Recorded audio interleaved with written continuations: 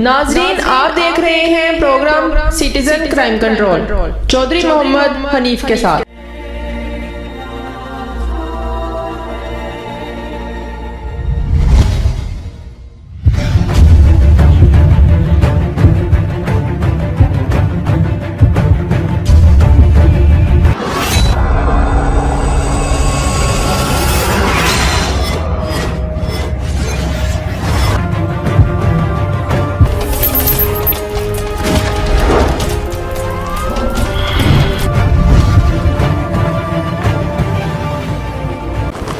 औज़ुबिल्लाहि मिनश्शैतानिर्रजीम बिस्मिल्लाहिर्रहमानिर्रहीम।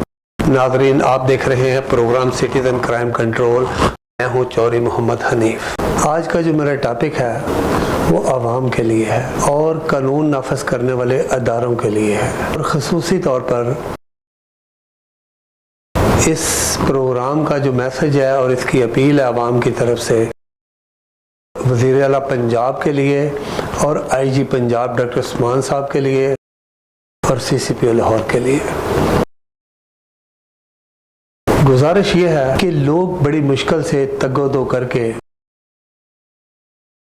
चक्कर लगा के, परेशानियां उठा के 22 से 22B में जाकर अपने हक के लिए FIR दर्ज करवाते हैं। यहाँ मैं ये एक बात बावर करवा दूं कि अगर तो SHO साहब उनसे राजी हैं, मुतमिन है, तो फिर वो कहते हैं कि जाए 22 से 22B मेरे खिलाफ करें, मैं कमेंट्स आपके हक में दे दूंगा।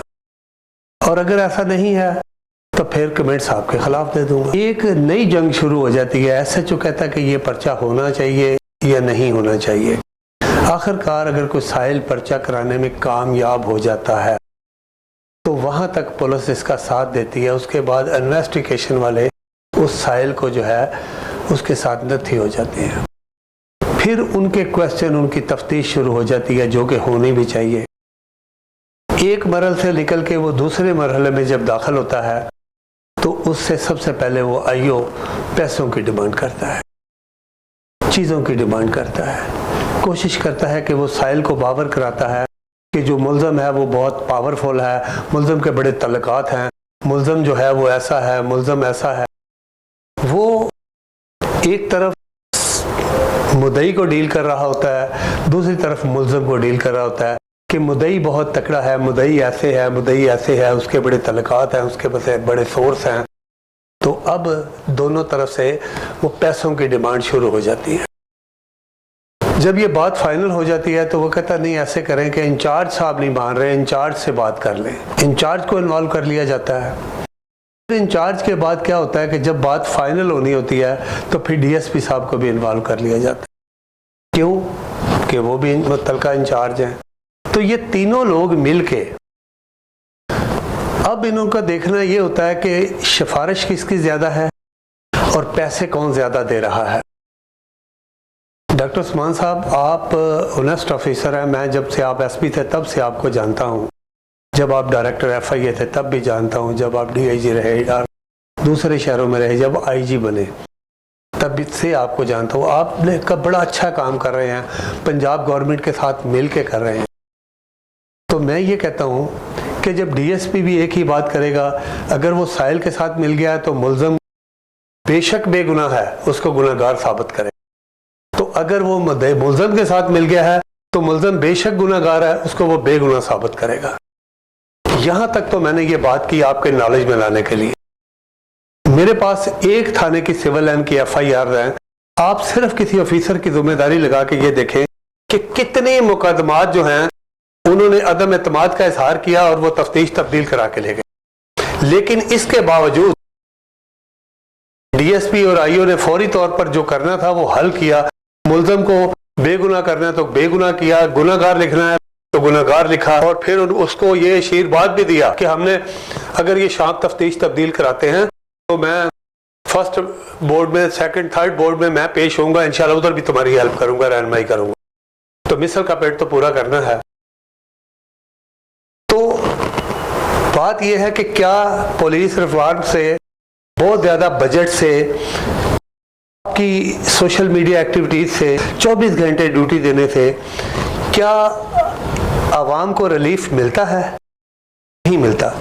میں یہ کہتا ہوں کہ جس پولیس آفیسر پہ عدم اعتماد کیا جاتا ہے اور وہ تفتیش تبدیل ہوتی ہے, کیا اس کو کبھی کسی آفیسر نے پوچھا کہ تم پر یہ عدم اعتماد کیوں کیا اور ایک سے زیادہ بندوں نے کیا کیا, کیوں کیا؟ اس کا کوئی رسپانسبلٹی نہیں ہے. اس سے آئی او سے پوچھنا چاہیے, اس کے انچارج سے پوچھنا چاہیے, اس کے ڈی ایس پی سے پوچھنا چاہیے کہ یہ تفتیش کیوں تبدیل ہوئی. کوئی نہیں پوچھ. جیسے کہ ایک بندہ سزا بھگت کے آ جائے بے گناہ اور اس کو کہتے ہیں بری کیا تو وہ سزا کا کوئی جواب دہ نہیں, ایسے یہاں پر بھی کوئی جواب دہ نہیں ہے قطعی طور پر. تو میری آپ کے لیے, آپ کے نالج کے لیے, آپ اس طرف آپ کی نظر ڈلوانا ہے کہ سول لائن میں جتنے مقدمات درج ہوئے اس میں سے 50% کی تفتیشیں تبدیل ہوئیں, جہاں پہ ڈی ایس پی بھی انویسٹیگیشن بھی کرپٹ ہے, پیسے لے کر سفارش لے کر وہ لوگوں کو گناہ گار یا بے گناہ کرتا ہے, اور نیچے والا طبقہ جو ہے وہ آئی او اور انچارج صاحب وہ بے حد ترین کرپٹ ہے. کیا اس ریفارم سے اس ایریے میں یا پورے لاہور میں کعبہ خانے بند ہو گئے ہیں, جوئے خانے بند ہو گئے ہیں, پرچے ہونے بند ہو گئے ہیں؟ کیا لوگوں کے ساتھ چوریاں ریبری بند ہو گئی ہے؟ کون سا ایسا جرم ہے جس میں ایکٹیویٹیز پولیس نے کی ہے اور اس میں کمی ہوئی ہے؟ کسی میں کمی نہیں ہوئی, دیگر بدیگر اس میں اضافہ ہوا ہے.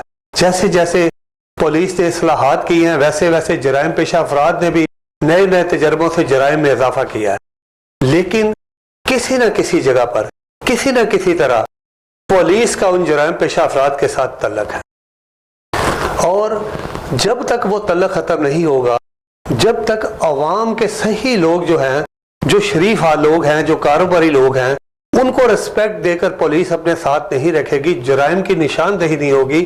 اگر جرائم کی نشاندہی ہو بھی جائے تو پولیس ان سے پیسے لے کے ان کو چھوڑ دیتی ہے. ابھی حال ہی میں سول لائن والوں نے بے شمار کعبہ خانوں پہ ریڈ کی, ان کو پکڑا, سڑک پر ان کے ساتھ ڈیل کی اور ان کو چھوڑ دیا. ایسے ہی بے شمار پرچے خارج کر دیے. ایسے ہی ایک واقعہ کہ ادھر کرتبہ چوک ایک مرڈر ہو گیا پراٹھوں والوں کے پاس, ماشاءاللہ پراٹھے والوں کے پاس. تو مرڈر کھانے والا گاہک تھا, مرڈر کرنے والا کوئی باہر کا بندہ تھا, وہ چلا گیا. یہ لوگ خود پیش ہوئے ایس ایچ او کے پاس, انچارج انویسٹیگیشن کے پاس. ان کو انہوں نے عقوبت خانے میں باہر کہیں ہوٹل میں رکھا. تو یہ زیادتی ہے. وہ ملزم فرار ہو کر ہو گیا 2 دن میں. ان سے بھاری رشوت لے کر ان کو چھوڑ دیا گیا. پھر ان کے شٹر بند تھے, 1 ہفتے کے بعد ان سے پیسے لے کے پھر وہ شٹر کھولنے کی اجازت دے دی گئی. اسی طرح ہمیں تو ضرورت ہے نشاندہی کرنے کی. ہم فورس تو نہیں ہیں, ہم نشاندہی کر سکتے ہیں کہ جی یہ ایسے ہے. میرے پاس یہ ایف آئی آریں پڑی ہوئی ہیں. آپ کس ایف آئی آر کی بات کریں گے, کس پروف کی بات کریں گے؟ جس ایف آئی آر کی بات کریں گے, جس پروف کی بات کریں گے, میں لے کے پروگرام میں اور بالمشافہ آپ کے پاس حاضر ہو جاؤں گا. پھر اگر کوئی شخص اپلیکیشن دیتا ہے کسی کے خلاف, تو آپ نے تو بڑا اچھا سسٹم بنایا ہے کہ آپ 2 دن میں اس کی کارروائی کریں, 2 دن میں اس کو بلائیں. مجھے یہ بتائیں, اگر کوئی تفتیشی بلاتا ہی نہیں ہے, کسی سے رابطہ ہی نہیں کرتا, نہ ملزم سے نہ مدعی سے, اور 2 دن کے بعد داخل دفتر اپلیکیشن کو کر دیتا ہے, وہ کہاں پہ جائے بندہ؟ وہ نئے سرے سے درخواستیں کیسے دے؟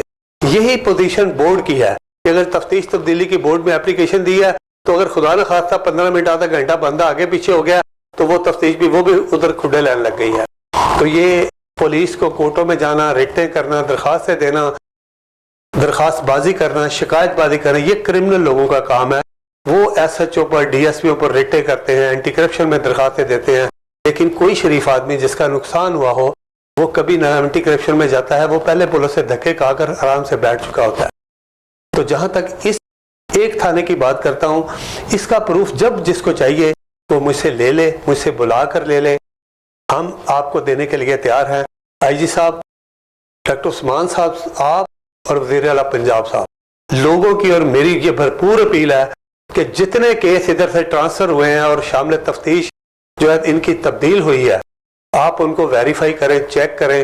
جس جگہ پر آپ کہتے ہیں میں اس کا پروف دینے کے لیے تیار ہوں کہ کتنے لوگوں کو پکڑ کے چھوڑا گیا, کتنی تفتیشیں تبدیل ہوئی گئی, کتنے بے گناہوں کو گناہ گار لکھا گیا, اور پیسے لے کر کتنے گناہ گاروں کو بے گناہ لکھا گیا.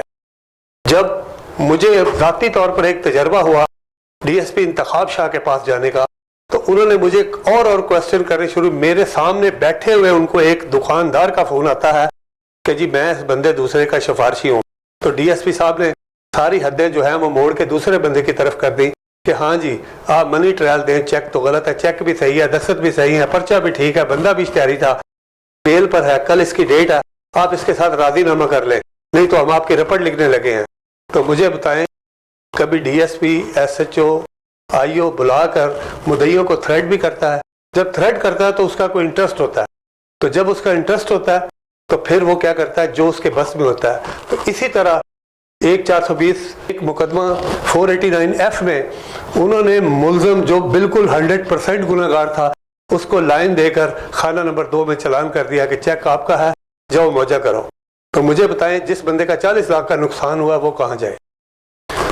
یہ ایک ایگزامپل ہے جو ذاتی تجربے کے طور پر ہے، لیکن میرے پاس ایسی 100 ایگزامپل ہے کہ ایسے جو پرانے لوگ ہیں جو ایس ایچ او ہیں، میں نے ایس ایچ او کو آئی او کو یہ کہتے سنا ہے اپنی کانوں سے کہ آئی او ہم ہیں، انچارج ہم ہیں، جو ہم نے لکھنا ہے افسران نے وہی ماننا ہے.